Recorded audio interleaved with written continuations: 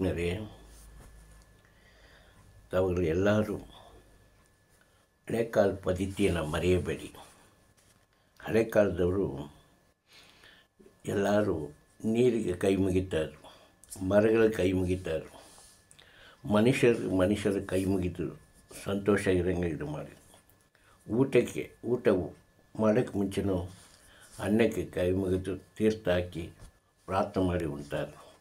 ಅದರಿಂದ ಅವರು ಆರೋಗ್ಯವಾಗಿ ತುಂಬ ವರ್ಷ ಕಾಲ ಬಾಳಿ ಬದುಕಿದ್ದಾರೆ.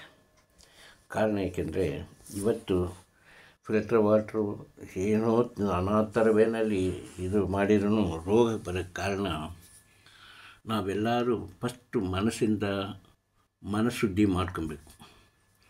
ಮನಃಶುದ್ಧಿ ಅಂದರೆ ತಾವು ಆಗಷ್ಟು ನಿತ್ಯ ಜೀವನ ಎದ್ದ ತಕ್ಷಣ ನಿಮ್ಮ ಕರ್ತವ್ಯ ಮಾಡಿ, ಸ್ನಾನ ಮಾಡಿ, ಪರಮಾತ್ಮ ಧ್ಯಾನ ಮಾಡಿ, ಸ್ವಲ್ಪ ನಿಮ್ಮಿಷ್ಟ, ನಿಮ್ಗೆ ಯಾವ ದೇವರು ಬೇಕಾದ್ರೂ ಪ್ರಾರ್ಥನೆ ಮಾಡಿ.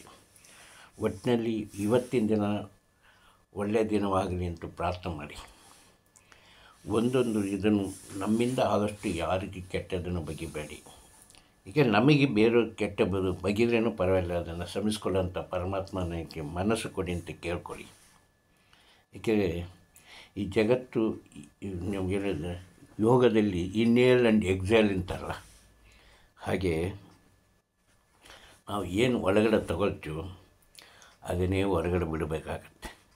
ಅದೇ ಥರ ಎರಡು ವೇನಲ್ಲಿ ನಮಗೆ ಮೇಲೆ 2 ವೇನಲ್ಲಿ ಬಿಡ್ತೀವಿ, ಕೆಳಭಾಗದಲ್ಲಿ 2 ವೇನಲ್ಲಿ ಬಿಡ್ತೀವಿ. ಇವೆಲ್ಲೂ ಶುದ್ಧವಾಗಿಟ್ಕೊಂಡ್ರೆ ಯಾವ ರೋಗನೂ ಬರೋಲ್ಲ, ಯಾವ ಮನಸ್ಸು ಟೆನ್ಷನ್ ಇರೋಲ್ಲ, ನೆಮ್ಮದಿಯಾಗಿರ್ಬೋದು. ಇಷ್ಟು ಮಾತಾಡೋಕ್ಕೆ ಅವಕಾಶ ಕೊಟ್ಟ ತಮ್ಮೆಲ್ಲ ನಮಸ್ಕಾರ. ಓಂ ಶಾಂತಿ, ಓಂ ಶಾಂತಿ, ಓಂ ಶಾಂತಿ.